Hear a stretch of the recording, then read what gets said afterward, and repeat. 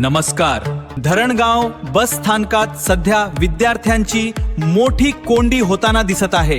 गेल्या 2 आठवड्यांपासून येथे विद्यार्थी पास कक्ष बंद असल्याने विद्यार्थ्यांना मोठा आर्थिक फटका बसत आहे. शासन सवलत देते, पण एसटी प्रशासन मात्र कक्ष बंद ठेवून विद्यार्थ्यांची अडवणूक करत आहे. पाहुयात नेमका काय आहे हा प्रकार. धरणगाव बस स्थानकातील विद्यार्थी पास कक्ष गेल्या 10 ते 15 दिवसांपासून बंद आहे. या कक्षाला कुलूप असल्याने ग्रामीण भागातून येणाऱ्या शेकडो विद्यार्थ्यांचे हाल होत आहेत.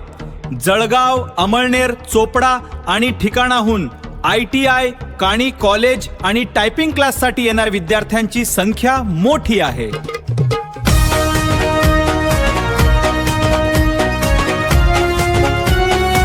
नियमानुसार एसटी महामंडळ विद्यार्थ्यांना सवलत देते. या सवलतीचे पैसे शासन महामंडळाला देते. तरीही केवळ व्यवस्थापना कारभारामुळे हा कक्ष बंद ठेवण्यात आला आहे. कक्ष बंद असल्यामुळे सवलतीचा पास काढता येत नाहीये. परिणामी गरीब विद्यार्थ्यांना रोज पूर्ण भाडे खर्च करून प्रवास करावा लागत आहे.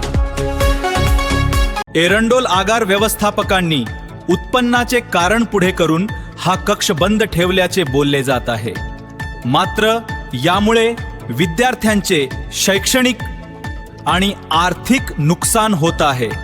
सगळ्याच विद्यार्थ्यांच्या पासची तारीख एकच नसते, त्यामुळे हा कक्ष दररोज सुरू असणे गरजेचे आहे.